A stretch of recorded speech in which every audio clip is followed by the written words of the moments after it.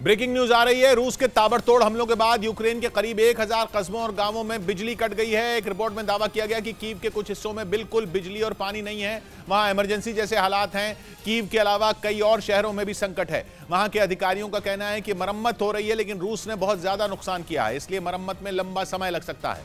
नौबत यह आ चुकी है कि यूक्रेन की सरकार ने जनता से कह दिया कि वो बिजली का कम से कम इस्तेमाल करें ताकि सर्दियों के लिए कुछ बिजली बच जाए। खबर है कि रूस ने यूक्रेन को अंधेरे में डुबोने का प्लान बनाया है, जिसके पीछे रूस के कमांडर जनरल सर्गेई सुरविकिन का दिमाग है। क्योंकि क्राइमिया ब्रिज अटैक के बाद रूस ने यूक्रेन के पावर प्लांट को ही निशाना बनाया, जिसकी वजह से वहां के एक बड़े हिस्से में पावर कट हो गया और यूक्रेन के करीब 1000 कस्बों और गांवों में अंधेरा फैल गया। यह खबर पहले भी आ चुकी है कि पुतिन यूक्रेन के पावर प्लांट को चुन चुन कर अपना निशाना बना रहे हैं, उन्हें तबाह कर रहे हैं। इसके अलावा वो सरकारी इमारतों को भी बर्बाद करने पर तुले हुए हैं, जिसका सबूत है धमाके का ये वीडियो।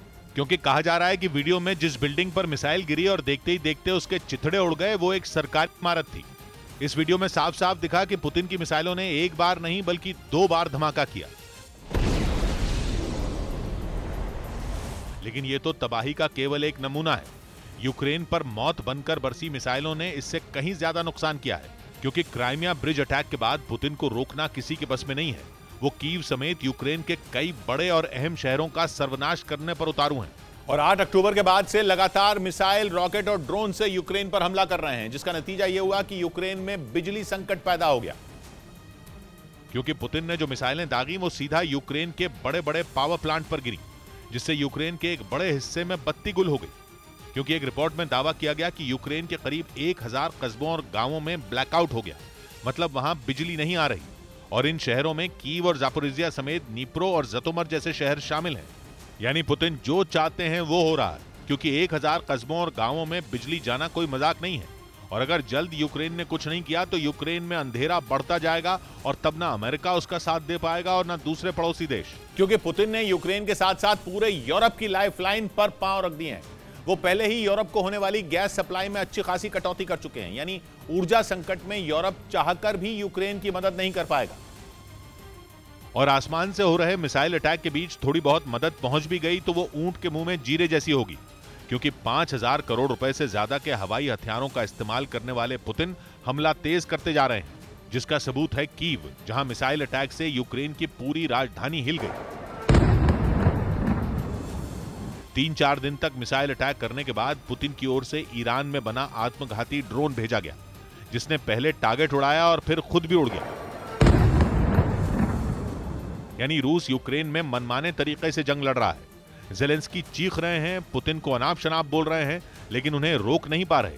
क्योंकि फिलहाल ज़ेलेंस्की के पास पुतिन के इस पावर कट प्लान का तोड़ नहीं है। खबर है कि यह प्लान पुतिन के नए नवेले कमांडर जनरल सर्गेई सुरविकिन ने बनाया है, जिन्हें जाना ही जाता है कुछ अलग करने के लिए। क्योंकि कहते हैं जनरल सर्गेई सुरविकिन ने सीरिया में कुछ इसी तरह के प्लान बनाकर चौंका दिया था और पुतिन ने जैसे ही उन्हें यूक्रेन की कमान सौंपी, कीव समेत यूक्रेन के कई बड़े शहरों पर मिसाइलें बरसने लगी, जिनमें खार्किव, नीप्रो, जापोरिजिया जैसे इलाके शामिल हैं। एक रिपोर्ट में दावा किया गया कि रूस के हमलों में यूक्रेन के 30% पावर प्लांट बंद हो चुके हैं। इसके अलावा पुतिन के कमांडर के ऑर्डर पर जापोरिजिया न्यूक्लियर पावर प्लांट के करीब 50 कर्मचारियों को कैद कर लिया गया है।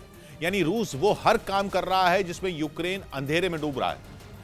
नौबत यह आ चुकी है कि यूक्रेन के सरकारी अधिकारियों को खुद कहना पड़ा कि वहां की पूरी आबादी एक कठिन सर्दी के लिए तैयार रहे।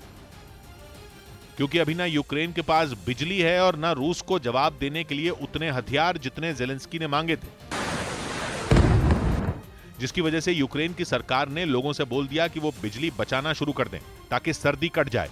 क्योंकि पावर प्लांट की मरम्मत में अच्छा खासा समय लगेगा।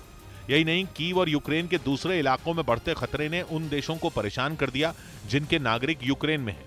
इन देशों में भारत भी शामिल है, जिसने एडवाइजरी जारी की है और यूक्रेन में रह रहे भारतीय छात्रों समेत दूसरे नागरिकों को जल्द से जल्द यूक्रेन छोड़ने की सलाह दी। साथ ही लोगों को यह भी सलाह दी गई कि वो यूक्रेन जाने का प्लान कैंसिल कर दें। मतलब ये कि आने वाली सर्दियां यूक्रेन पर भारी हैं। वो अलग बात है कि स्पेन ने मदद का हाथ बढ़ाया है, लेकिन लगता नहीं कि वो मदद पुतिन के हाथों हुए नुकसान की भरपाई कर पाएगी। और जैसे उनके तेवर हैं, ये भी पक्का है कि यूक्रेन में अभी और तबाही होगी, मिसाइलें बरसेंगी और अंधेरा बढ़ता जाएगा। या यूं कहें कि पुतिन ये पक्का करने के मूड में है कि यूक्रेन में अंधेरा कायम रहे रूस ने दावा किया कि उसके सैनिकों ने ज़ापोरिज़िया में यूक्रेन के हमले को नाकाम कर दिया। रूस के रक्षा विभाग ने वहां हुई लड़ाई का बाकायदा एक वीडियो भी जारी किया, जिसमें उसका खतरनाक S-400 missile defence system Ukraine की मिसाइलों को नेस्तनाबूद करता दिखाई दिया।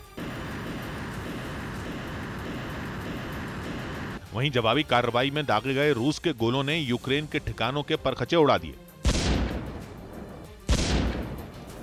रूस के रक्षा विभाग ने दावा किया कि यूक्रेन की सेना ज़ापोरिज़िया के प्लांट पर कब्जा करने के इरादे से आगे बढ़ रही थी, लेकिन इससे पहले कि उसके सैनिक कामयाब हो पाते, रूस की फौज ने उन्हें पीछे हटने पर मजबूर कर दिया। Радиационная обстановка на Запорожской атомной электростанции в норме. रूस की तरफ से जारी किए गए वीडियो में उसके लड़ाकू हेलीकॉप्टर भी दुश्मन पर कहर बरपाते नजर आए। दिल्ली के कंजावला में खाद्य विभाग समेत दिल्ली पुलिस ने नकली जीरा बनाने वाली फैक्ट्री का भंडाफोड़ किया। इस दौरान उन्होंने वहां से करीब 28,000 किलो नकली जीरा बरामद किया, जिसे चूना पत्थर और सूखी घास से बनाया गया था। बताया गया कि नकली जीरे की इस खेप को दिल्ली से गुजरात भेजा जाना था, मगर उससे पहले ही पुलिस ने एक आरोपी समेत नकली जीरा पकड़ लिया।